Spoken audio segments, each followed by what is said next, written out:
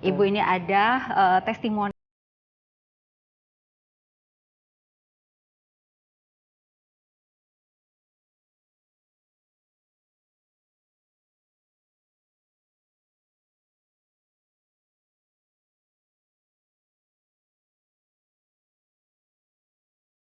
ya, anaknya kecil, menik-menik, rambutnya pendek, pinter, mudah bergaul sama temennya, daya juangnya juga tinggi.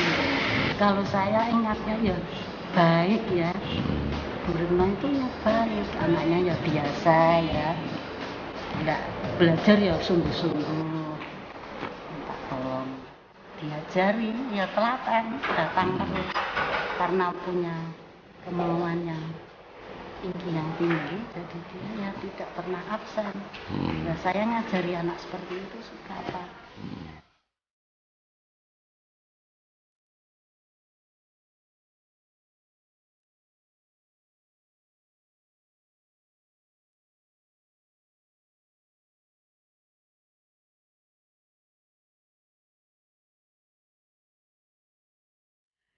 Itu foto zaman iya SMA ya, SMA ya. Siapa tadi Bu yang memberikan testimoni? Mantan guru-guru saya. Menarik ini SMA 3 adalah SMA yang salah satu SMA yang terbaik di apa namanya di Semarang, dan saya beruntung bahwa saya sekolah di situ. Tetapi pada saat di SMA itu saya juga tahu bahwa saya memiliki kekurangan dalam artian kalau sudah menyangkut hitung-hitungan fisika dan sebagainya, saya tahu bahwa kekuatan saya tidak ada di situ. Oleh karena itu saya menghitung kalau saya misalnya memaksakan diri untuk masuk ke jurusan IPA, maka saya akan menjadi nobody dan saya tidak akan bisa compete dengan teman-teman saya. Anak SMA sudah punya pikiran seperti itu? Okay. Kebetulan oleh ibu saya diajarin hidup itu harus dihitung. Jadi harus dihitung supaya kita tahu kita akan kemana. Oleh karena itu by intention pada saat SMA saya masuk ke jurusan bahasa. Pada saat itu kalau kita masuk ke SMA itu di SMA 3 waktu itu adalah sistemnya ranking, dalam arti 11, 12 itu adalah anak-anak yang misalnya masuknya mendapatkan nilai yang lumayan tinggi. Jadi itu masuk di 11, 12, waktu itu 12. Nah, biasanya anak 11 dan 12 itu semuanya masuk ke IPA. Makanya waktu penjurusan tiba-tiba ada satu anak dari 12 yang kita masuk ke bahasa. Teman-teman saya bingung, ini gimana sih kok masuk?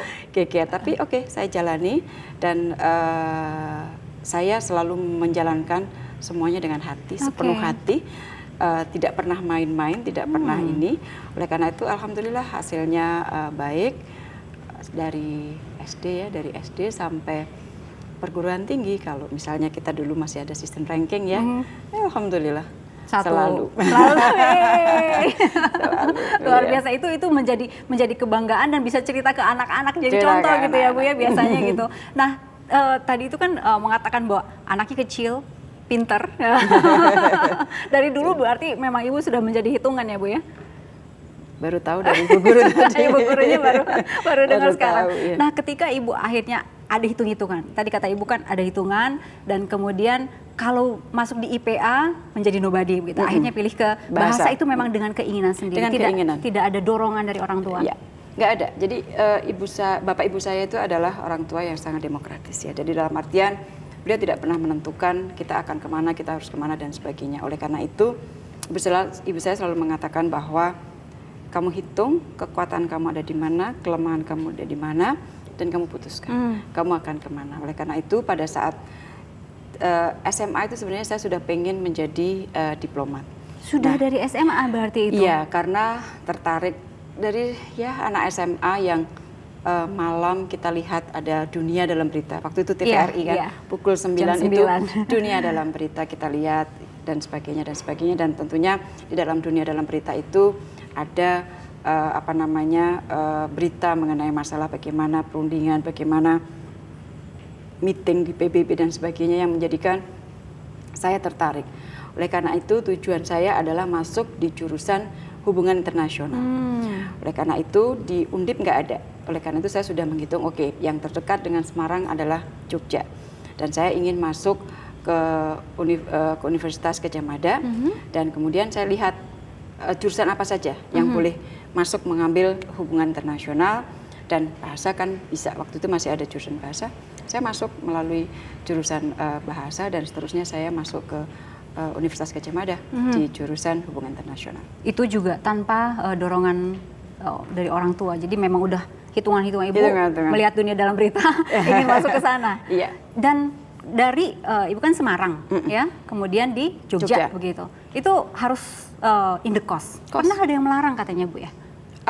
Iya, karena waktu itu saya masih ingat pas saya mau pindah di tahun itu banyak sekali pemberitaan mengenai masalah kumpul kebo.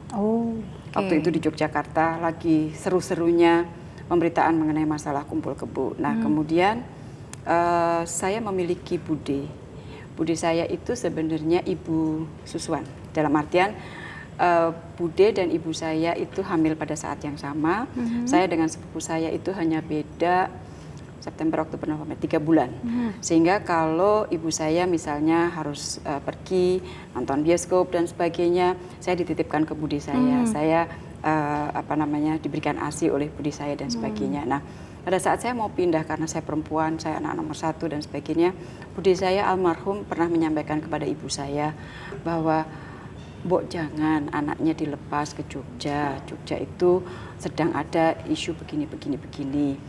Dan to my surprise, ibu saya mengatakan, Mbak, aku percaya karo anakku. Saya percaya kepada anak saya dan saya kira apa yang sudah dasar fondasi yang saya sudah berikan kepada anak saya sudah cukup bagi dia untuk menjaga diri.